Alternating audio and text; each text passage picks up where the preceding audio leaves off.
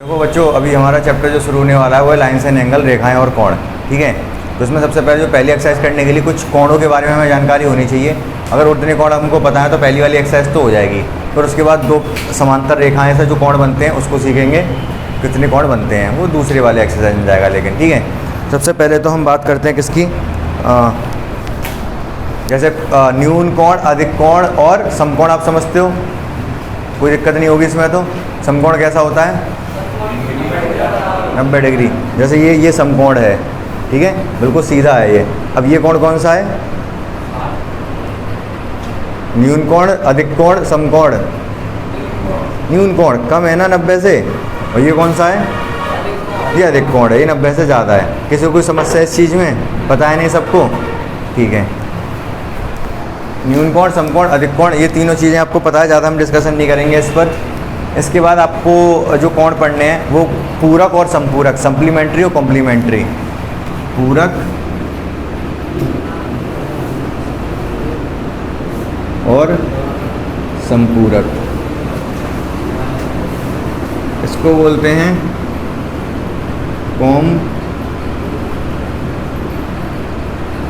Complementary और इसको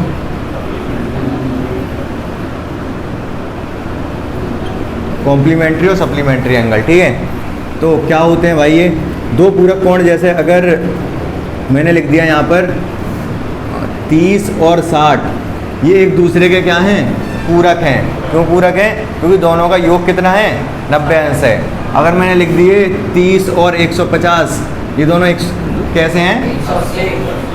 इनका योग 180 है। ये दोनों एक दूसरे के संपूरक हैं। तो मुझे आप बता दो 10 का संपूरक कौन होगा?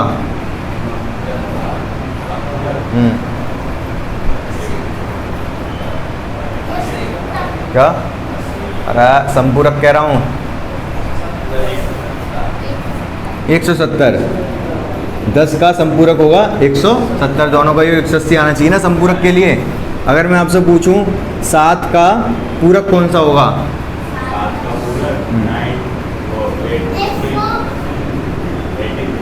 83। 100 क्या कर रहे हो तुम? 83। 7 और 83 दोनों का योग क्या? 90 होगा। ये पूरक एक दूसरे क्या हैं? पूरक हैं। समझ में आ गया यहाँ तक कहानी? पूरक संपूरक, ठीक है। बोलो। मैं बताता हूँ, दोबारा बताता हूँ। पूरक का मतलब योग होना चाहिए क्या? 90। संपूरक का मतलब योग होना चाहिए 180। ठीक है, तो अगर कोई कोण लिख रखा है, x वगैरह से समझाऊंगा तो और मुश्किल होगा, ऐसे ही समझो आप। अगर एक है 40 तो इसका 50, अगर ये 40 और 50 है, एक दूसरे के क्या हैं? पूरक हैं। योग दोनों का 90 होना चाहिए, तब एक दूसरे के पूरक माने जाते हैं वो। ठीक है, तो अगर 30 लूँ मैं तो 30 का पूरक क्या होगा? 60, क्योंकि दोनों का योग 90 है। अगर मैं 20 लूँ, 20 का पूरक कौन सा होगा? 70, क्योंकि दोनों का योग 90 है। संपूरक की बात करूँ तो दोनों का योग 180 होना चाहिए। अगर मैं बात करूँ 10 का संपूरक कौन है? 170, क्यों? दोनों का योग 180 है। 20 का संपूरक कौन है? 160, क्योंकि दोनों का योग 180 है। अगर मैं पूछूँ 45 का संपूरक कौन है? 135, क्योंकि दोनों का योग 180 है। 90 का संपूरक कौन होगा? 90 का पूरक कौन होगा? 90 का पूरक 0। दोनों का योग 90 ही तो होना चाहिए पूरक के लिए भाई। ठीक है, पूरक के लिए 90, संपूरक के लिए 180। अगर एक कोण थीटा है तो इसका पूरक कितना होगा? बता सकते हो मुझे? एक कोण थीटा है, मतलब वैल्यू नहीं बताई मैंने, ऐसे ही बता दिया कि कोण थीटा है, तो इसका पूरक कौन सा होगा?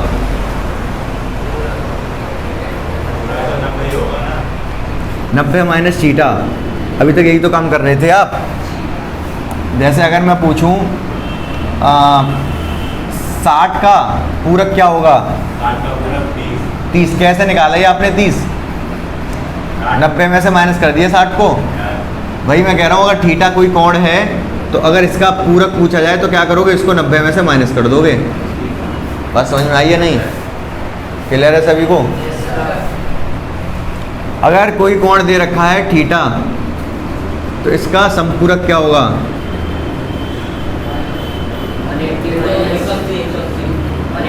बस 180 माइनस थीटा। तो थीटा का संपूरक हो 180 माइनस थीटा। बात समझ में आ गई? अच्छे से क्लियर है? बिल्कुल कोई समस्या परेशानी नहीं रही यहाँ। थीटा थीटा ठी था, ठीक है, चीटा नहीं है। अभी एक और संपूरक की जैसी चीज आएगी, लेकिन उसमें थोड़ा अंतर है, मैं बताता हूँ अभी। एक है रैखिक कोण युग्म, रैखिक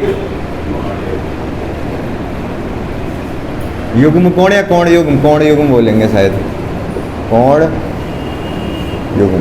इंग्लिश में बोलते हैं इसको linear pair of angle, pair of angle. Angle का मतलब होता है कोण, पेयर का मतलब होता है युग्म। पेयर समझते हो गए आप, युग्म हिंदी में ना जानते हो, हो सकता है इंग्लिश में जानते हो। लीनियर का मतलब होता है रैखिक, ठीक है।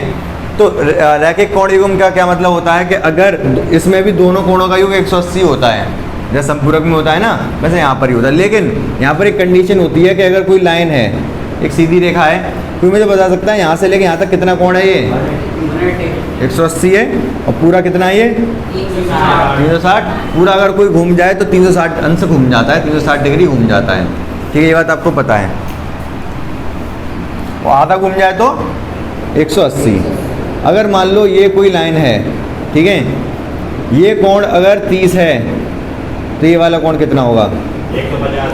150। रैखिक युग्म कोण क्यों बोल रहे हैं इनको? क्योंकि एक रेखा है, उसके एक ही तरफ दो कोणों का युग्म है। एक रेखा है, उसी की तरफ दो कोणों का युग्म है, इसलिए इसको क्या बोल रहे हैं हम? रैखिक कोण युग्म। बात समझ में आ गई? कोई दिक्कत नहीं है। कहीं ना कहीं संपूरक जैसा ही है। नहीं, संपूरक में जरूरी नहीं है कि यहाँ पर ही हो। संपूरक में तो कोण कहीं पर भी हो सकता है। संपूरक में एक कोण मान लो यहाँ पर है 30 का, और एक यहाँ पर कहीं दूसरी जगह है 150 का, तो इनको एक दूसरे का संपूरक बोलेंगे, लेकिन रैखिक कोण युग्म नहीं बोलेंगे। क्यों? क्योंकि ये अलग है, वो अलग है। रैखिक कोण युग्म कब बोला जाएगा? तो एक रेखा के दोनों तरफ होंगे कोण। समझ गए मेरी बात को अच्छे से या नहीं? बहुत अच्छे से क्लियर है। रैखिक कोण युग्म, संपूरक, पूरक। आप बताओ पंकज कुमार, बताओ, समझ आ गया? देख लो फिर, मैं कसम दे दूंगा मम्मी की। आ गया।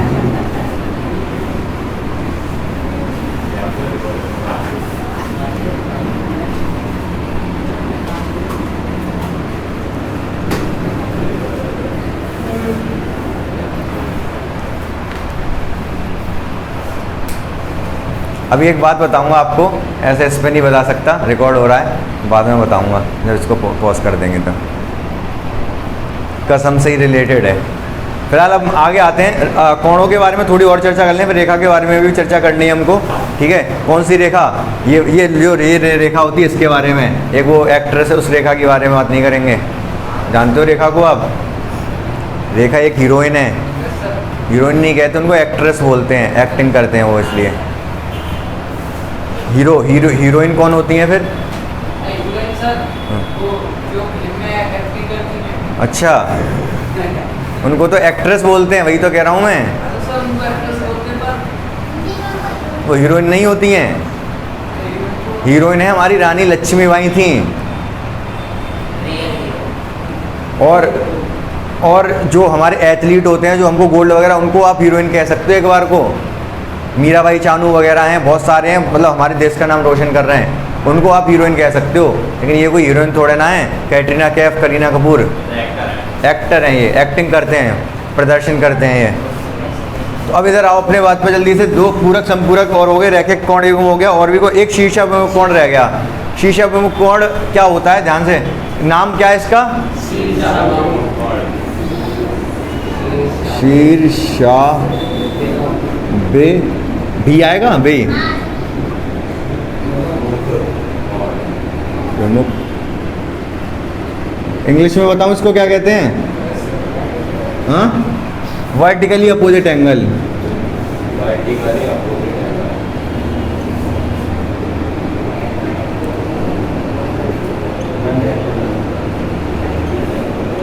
अब ध्यान से समझो होता क्या है, जैसा कि नाम से ही स्पष्ट है इसका, शीर्षाभिमुख।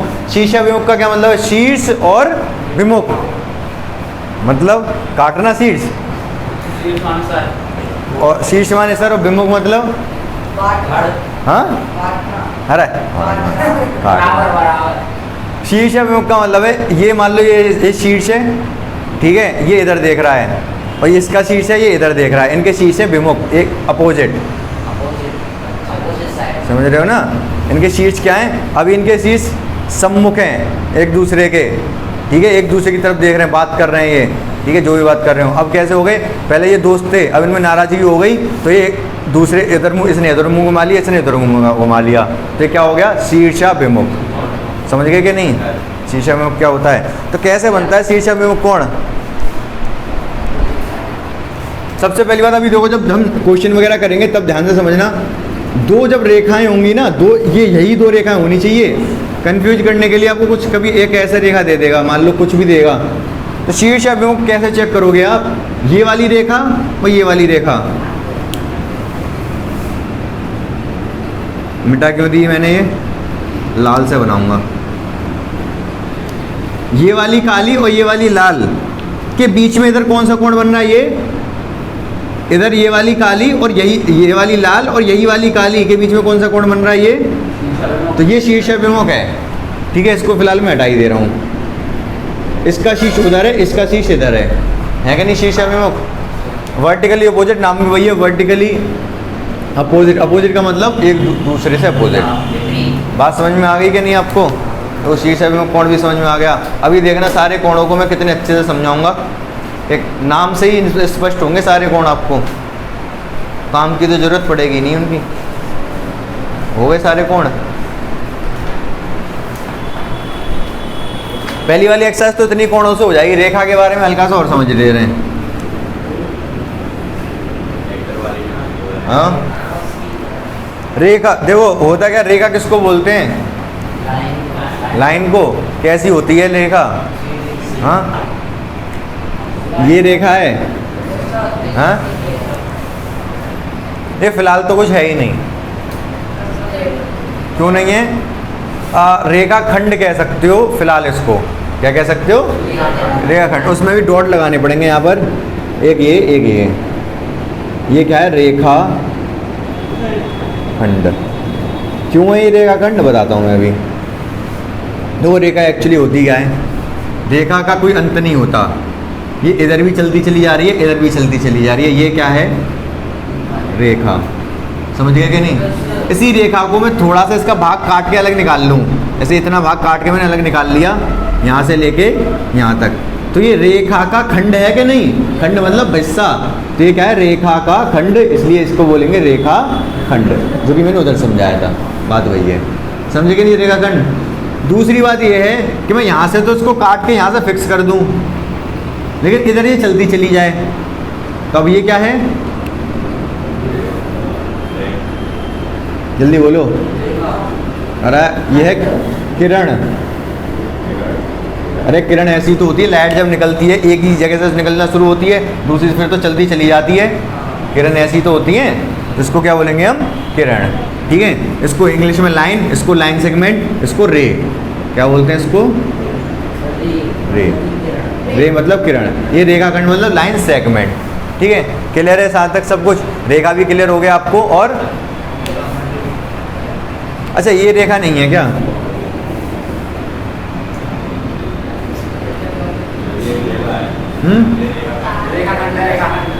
रेखा खंड है।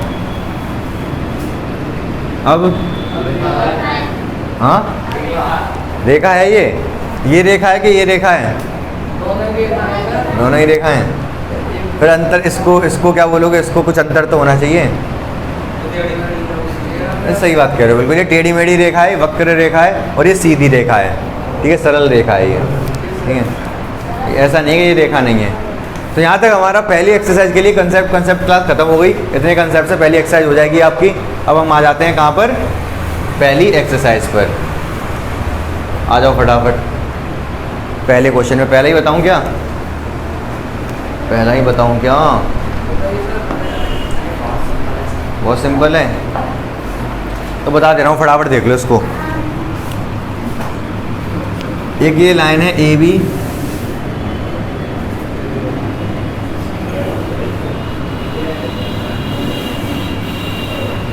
ये है सी, ये है ओ, ये है डी,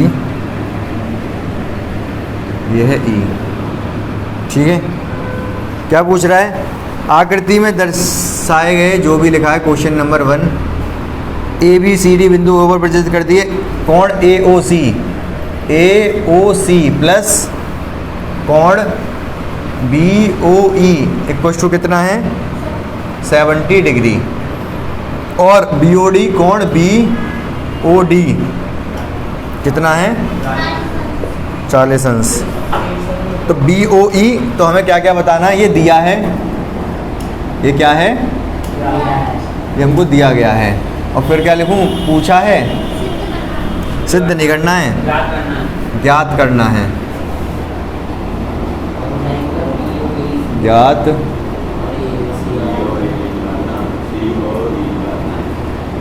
क्या ज्ञात करना है? एक तो बी ओ ई और दूसरा प्रतिवर्ती सी ओ ई।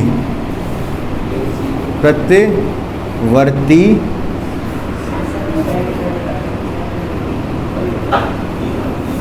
सी ओ ई, ये दोनों चीज़ें पता करनी है। फटाफट फटाफट देखो, ज़्यादा टाइम नहीं वेस्ट करेंगे ऐसे आसान आसान क्वेश्चन पे हम। हाँ, बी ओ डी कहाँ है? ये रहा, ये 40 दे रखा है। इसके सी शब्द में कौन सा है? ये ए ओ सी, ये भी 40 हो गया। और क्या दे रखा था? ए ओ सी और बी ओ ई, इन दोनों का योग 70, इसका और इसका योग 70 है। ये अगर 40 है तो ये कितना होगा?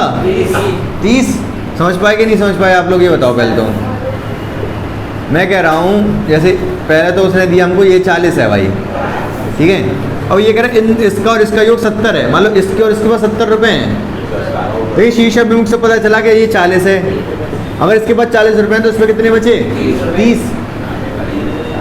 घाटे में ये क्या करो? घाटे में ये वाला। ठीक है, इसके बाद पूछा गया बी ओ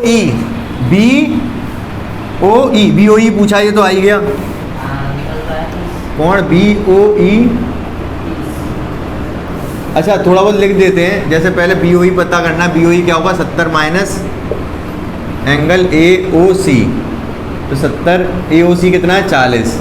ए ओ ई 40 को है, चूँकि एंगल ए ओ सी बराबर है एंगल बी ओ डी के। थोड़ा बहुत लिख देते हैं तो अच्छा रहता है। ठीक है, बी ओ ई क्या है? बी ओ ई क्या है? 70, ए ओ सी उधर गया 40, 70 माइनस ए ओ सी। ए ओ सी की जगह 40 रख दिया। क्यों रख दिया? क्योंकि ए ओ सी बी ओ सी बराबर है। क्यों बराबर हैं? शीर्षाभिमुख कोण, वर्टिकली अपोजिट एंगल। शॉर्ट में बी ओ ए लिख देते हैं, इसका मतलब होता है वर्टिकली अपोजिट एंगल, मतलब शीर्षाभिमुख कोण। तो ये कितना आ गया? 30 आ गया। बी ओ ई कितना आ गया? 30। प्रतिवर्ती सी ओ ई पूछा है इसने। प्रतिवर्ती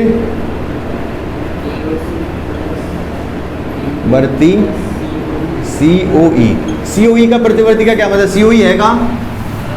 सी ओ ई, ये है। कितना होगा ये वाला कोण? ये 40 है, ये 30 है, 70 हो गया तो 110 होगा, ये पूरे 180 होगा ना।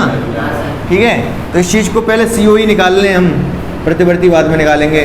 तो आप लिख दो angle A O C plus angle C O E plus angle B O E बराबर कितना है? 160। ए ओ सी कितना होता है? ए ओ सी कितना दे रखा है? 40। सी ओ ई हमको पता करना है, ये कितना दे रखा है? ये 180। ये 70 उधर जाके माइनस होगा, सी ओ ई कितना आ जाएगा? 110। कोई समस्या नहीं है। अब प्रतिवर्ती सी ओ ई कितना होगा?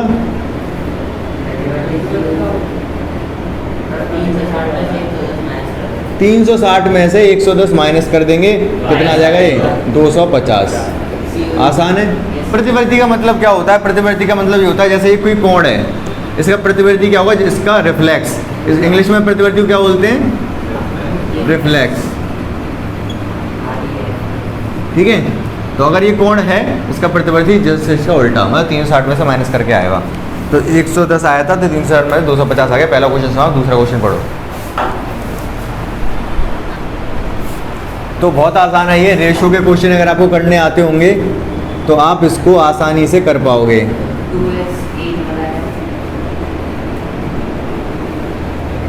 ए रेशो बी 2:3 है, तो ए को आप 2x मान लो और बी को आप 3x मान लो। अब अगर ये POY 90 है, इनके कोणों के नाम बताओगे जल्दी से? चलो छोड़ो, मैं डायरेक्ट कर दे रहा हूँ। तो अगर ये 90 है तो ए और बी का योग भी 90 होगा, होगा कि नहीं? ए कितना है? 2x है, बी कितना है? 3x है, और ये 90 है। 5x बराबर 90, 5 नीचे जाएगा, x बराबर 18, x बराबर 18 आ गया तो a कितना हो गया? 2 गुणा 18, नहीं कर दे रहा हूँ, 2 गुणा 18, 18 दूनी 36, और ये 3 गुणा 18 54। ठीक है, पूछा क्या हमसे? c कैसे निकलेगा? अरे b और c क्या है? रैखिक कोण युग्म है। ठीक है, b प्लस c क्या होगा? 180। 180 क्यों? b प्लस c 180 क्यों होगा? ये रैखिक कोण युग्म है, रैखिक कोण युग्म। ठीक है, इसको लीनियर पेयर ऑफ एंगल ऐसे भी लिख देते हैं। तो b कितना है? 54 प्लस c 180, तो c बराबर 180 माइनस 54 कितना आएगा? ये 30 30 126। ठीक है, नेक्स्ट क्वेश्चन पढ़ो जल्दी फटाफट। जो क्या क्वेश्चन में दे रखा है, दिया क्या है यहाँ पर? ये फिगर है चौथे का, तीसरा खुद से करोगे आप, आसान है, नहीं तो मैं बता दूंगा। यहाँ पर क्या x plus Y, x plus Y बराबर है w प्लस जेड के, ये दे रखा है हमको, और सिद्ध करना है कि AOB एक रेखा है। तो क्या करेंगे हम? सॉल्यूशन। तो कैसे कर देंगे इसका सॉल्यूशन? AOB रेखा प्रूफ करेंगे। अच्छा, मैंने नाम नहीं लिखे, आप चाहो तो नाम भी लिख सकते हो, और ना भी लिखोगे तो गलत नहीं करेगा कोई। तो हमको क्या दे रखा है? ये चीज़ दे रखी है। सबसे पहले हम क्या लिखेंगे? हम जानते हैं, हम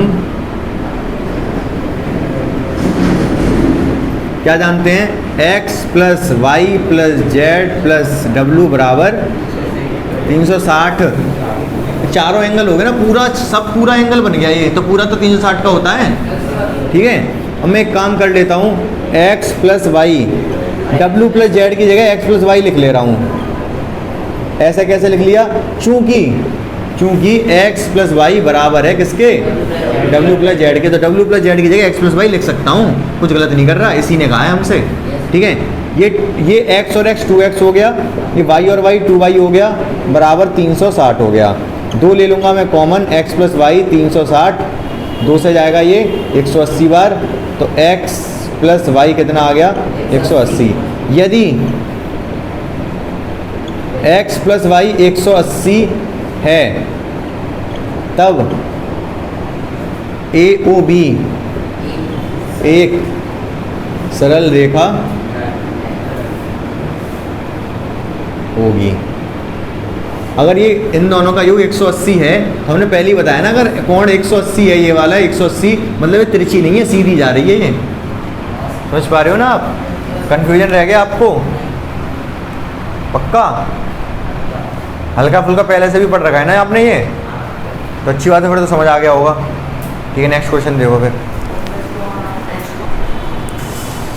देखो क्वेश्चन नंबर 5 काफ़ी इंपॉर्टेंट क्वेश्चन है।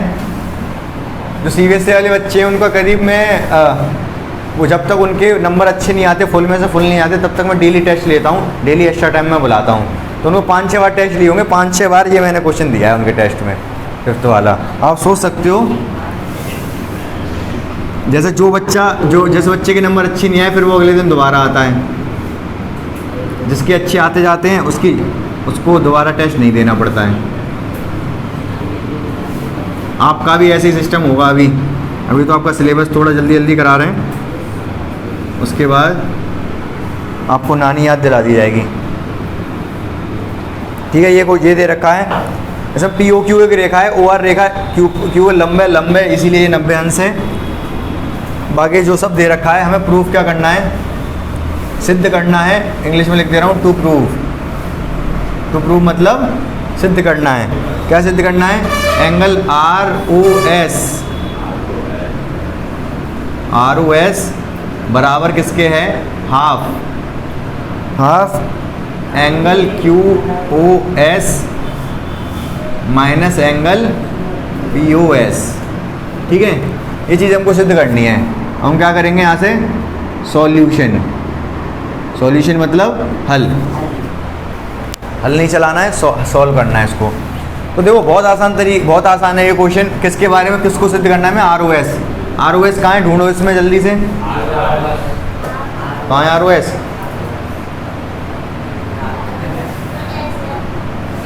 ऐसे है, आर ओ ऐसे ही तो है आर ओ एस, लाल से बना दे रहा हूँ इसको, ये है हमारा आर ओ एस। यही मेन है, इसी का रोल है इसमें, बाकी सब तो ऐसे ही है। अब बहुत ध्यान से सुनना, बहुत ध्यान से क्या सुनोगे आप, मैं आर ओ एस को लिख सकता हूँ, ये पूरा 90 है ना, ये पूरा जो 90 है मतलब कोण P O R O S को कैसे लाया जा सकता है, ये पूरे पी ओ आर में से पी ओ एस माइनस करके, अरे 45 नहीं है, ये बात समझे या नहीं समझे, मैं कह रहा हूँ आर ओ एस को कैसे ला सकता हूँ मैं, ये पूरा एंगल पी ओ आर में से पी ओ एस माइनस करके, इस पूरे में से ये वाला माइनस कर दो, यही तो बचेगा। तो पी ओ आर में से माइनस क्या कर दिया मैंने, पी ओ एस। तो आर ओ एस तो मुझे पता नहीं है, कोई बात नहीं, पी ओ आर तो पता है मुझे 90, और ये पी ओ एस भी नहीं पता मुझे कितना है, कोई बात नहीं, पी ओ एस यहाँ पर आएगा। यहाँ तक बात क्लियर है, बोलो, कोई समस्या नहीं है ना, ये समीकरण 1 हो गया। अब दूसरा, फिर से आर ओ एस का पीछा नहीं छोड़ेंगे हम, आर ओ एस, अब ये पूरा कौन है, क्या नाम है इसका, क्यू ओ एस, इसमें से, इस पूरे कोण में से ये वाला माइनस कर दो, इधर वाला 90 वाला मतलब क्यू ओ आर, इस पूरे में से ये वाला माइनस कर दूँ, कौन सा वाला, ये वाला, तो क्या बचेगा, आर ओ एस ही तो बचेगा। और ये जो लाल मैंने टेढ़ी मेढ़ी लाइन की है, ये कौन सा कोण है, 90, नाम क्या है इसका, आर ओ क्यू या Q O R, Q O R, Q R की जगह 90 रख दो, R O S Q O S और ये 90, समीकरण 2, बस क्वेश्चन हमारा खत्म। समझ पाए आप, एक बार मैंने इधर वाली 90 में से, इसमें से ये घटा के ये लेके आया, इस बार इसमें से ये घटा के आर ओ एस लेके लाया दोनों जगह आर ओ एस ही हूँ। समीकरण 1 तथा 2 को जोड़ने पर आर ओ एस, दो आर ओ एस, दो कोण आर ओ एस, इन दोनों को जोड़ूंगा तो क्या होगा, इस वाली समीकरण को जोड़ रहा हूँ, ये क्या है 90 माइनस पी ओ एस, ये क्या है क्यू ओ एस माइनस 90 से प्लस 90 समाप्त। अब देखो आर ओ एस, ये प्लस का, ये माइनस का, प्लस वाला आगे रख लूँ क्यू ओ एस और माइनस वाला पीछे रख लूँ पी ओ एस। इसके साथ जो 2 था उसको मैं नीचे ले जा रहा हूँ, 1/2 हो जाएगा, ये 2 गुणा में था ना, नीचे जब ले गया तो डिवाइड में जाएगा और ये आपको सिद्ध हो गया। जब 1 का हम इसमें मल्टीप्लाई करेंगे तो ये आएगा, क्या करेंगे 1 का मल्टीप्लाई, हाँ सर, इसमें क्यों करोगे 1 का मल्टीप्लाई, नहीं मैं बता रहा हूँ सर, तो यही तो लाना है, हो तो गया, क्या कह रहे हो, ये 1 का इसका, हाँ हाँ, तो लाना नहीं लाना तो यही है जो आ गया। ठीक है, समझ में आया कि नहीं, ये 100% समझ में आया कि नहीं। दोबारा एक और बार देख लो, कुछ नहीं किया मैंने, केवल आर ओ एस को 2 बार लिखा, आर ओ एस के इर्द गिर्द घूमते रहे हम, कैसे, जैसे छत्ते के ऊपर मक्खी बनकती रहती है ना, ऐसे हम आर ओ एस के ऊपर बनकते रहे। ठीक है, आर ओ एस को मैं 2 तरीके से लेके आया, इसमें से ये माइनस किया, आर ओ एस आ गया, आर ओ एस में से P O R O S निकालने के लिए इस पी ओ आर में से ये माइनस किया मैंने, ये आ गया, और ये क्या है 90, 90 में से पी ओ एस माइनस कर दिया, फिर इस पूरे में से ये वाला माइनस कर दिया तो आर ओ एस आ जाएगा, इस पूरे में से ये माइनस करूंगा तो आर ओ एस आ गया, ये पूरा आर ओ एस कैसे लाए, क्यू एस में से ये माइनस करके 90 आ गया। इन दोनों समीकरणों जैसे ही हमने जोड़ा हमारा सिद्ध हो गया। ठीक है, इससे ज़्यादा शॉर्ट कुछ नहीं हो सकता। वैसे और भी तरीके बहुत सारे करने के, ये सबसे शॉर्ट बत कर दिया मैंने इसको। ठीक है, तो क्या क्या दे रखा है, कोण एक्स वाई जेड 64 है। पढ़ लिया सभी ने क्वेश्चन, यस सर। ये एक्स, ये वाई, ये जेड, कितना है ये 64। और इसे पढ़ाया गया पी का। एक्स वाई को इधर मत बढ़ा दी ना, ध्यान से सुनो क्या कह रहा हूँ। अगर ये कहता वाई एक्स को आगे बढ़ाया गया तो मैं इधर बढ़ाता, इसलिए कहा एक्स वाई को बढ़ाना है, मतलब एक्स वाई बढ़ा दिया कहाँ तक, पी तक।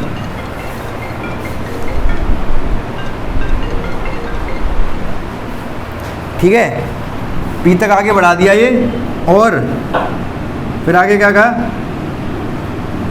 यह किरण वाई क्यू दी हुई सूचना से एक आकृति खींचिए। यदि किरण वाई क्यू कहाँ है, अच्छा वाई क्यू बनानी है, Z Y P, Z Y P एक वाई क्यू है जो जेड वाई पी को क्या कर रही है, समद्विभाजित, इस कोण को समद्विभाजित कर रही है। समद्विभाजित मतलब दो बराबर, सम मतलब बराबर, द्विभाजित मतलब दो भागों में तोड़ना, सम मतलब बराबर, द्विभाजित मतलब दो भागों में तोड़ना। एक वाई क्यू है जिसको क्या कर रही है, दो बराबर भागों में तोड़ रही है। तो एक्स वाई क्यू, और एक्स वाई क्यू कहाँ है भाई, एक्स वाई क्यू, ये पूरा कोण बताना है, इतना यहाँ से लेके यहाँ तक, कहाँ से लेके कहाँ तक, यहाँ से लेके यहाँ तक ये पूरा कोण बताना है। तो दूसरा क्या बताना है, Y Q Y P, Q कहाँ है, क्यू वाई पी, ये इधर वाला बताना है, ये बता देंगे, इसमें कौन सी ज़्यादा बड़ी बात है। फिगर बनने की देरी थी, अब तो कर ही लोगे, आप कर लोगे, बहुत भरोसा है मुझे आप पर। बताओ जल्दी, ये वाला बताओ कितना होगा, ये पहले वाला लाल, एक्स वाई क्यू,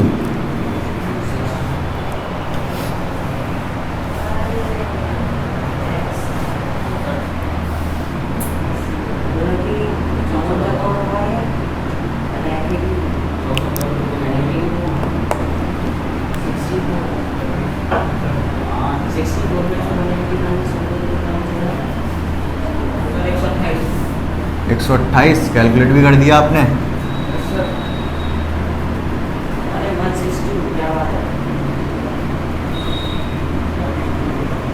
क्या और X Y Z, X Y Q और प्रत्यवर्ती, तो सर ये तो रहेंगे, ये तो रहेंगे ना, हाँ 160 आ जाएगा आंसर।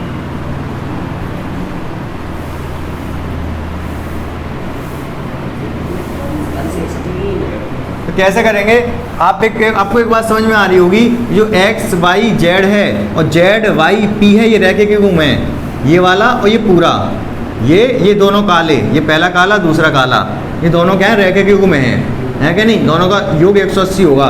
एक लाइन के दोनों इस तरफ बन रहे हैं, ये काला और ये काला, इन दोनों का योग 180 होगा कि नहीं होगा, बोलो आप बताओ वेद प्रकाश, मनीष, हाँ। तो हम लिख सकते हैं angle plus angle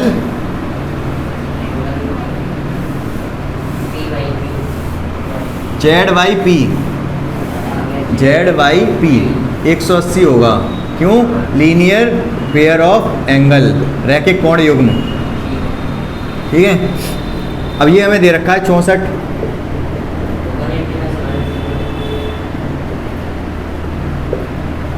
angle Z Y P 64, इसमें से माइनस करो 116। ठीक है, अब ये दोनों समद्विभाजित कर रहे हैं, मतलब आधे आधे होंगे ये, कोण जेड वाई क्यू और कोण क्यू वाई पी, ये दोनों 116 के आधे आधे हो जाएंगे। समद्विभाजित किया ना वाई क्यू ने इसको, तो 116 के आधे मतलब 5 बार जाएगा और फिर 8 बार 58 लिख दो यहाँ पर। क्यों, चूंकि वाई क्यू समद्विभाजित समद्य भाजक है, समद्य भाजक है। समद्य भाजित और समद्य भाजक में क्या फ़र्क हो गया? समद्य भाजक नाउन है और समद्य भाजित क्रिया है। तो अब यहाँ पर क्या हो गया, ये दोनों आ गए हमारे पास। हमसे पूछा क्या था इसने, X Y Q. X Y Q क्या होगा? एक्स वाई क्यू क्या होगा, बताओ जल्दी से। क्या होगा? हाँ, एक्स वाई क्यू। एक तो इस ये वाला ऊपर वाला कौन, X Y Z plus Z Y Q. ये कितना है? 64। ये कितना है? 58। कितना आ गया टोटली?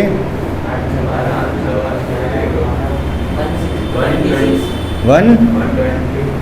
अरे क्या 120 करो, 110 हो गया, 222। 122। इसका प्रतिवर्ती पूछ रहा है, 58 का प्रतिवर्ती तो निकाल ही लोगे, 58 ही तो है इधर वाला। इसी का प्रतिवर्ती 360 में से माइनस कर दो, कितना आ जाएगा? 302। ठीक है, इस 58 ही तो है ये वाला। इस 360 में इसका प्रतिवर्ती मतलब 360 में से माइनस करना है, तो 302 बचेगा। एक्सरसाइज समाप्त हो गई। समझ में आ गया आपको अच्छे से? कोई समस्या परेशानी नहीं है? तो अगर समस्या परेशानी नहीं हो तो लाइक, सब्सक्राइब और बेल आइकन वगैरह जो देख रहे हैं वो कर दें और आप लोग करवा दो।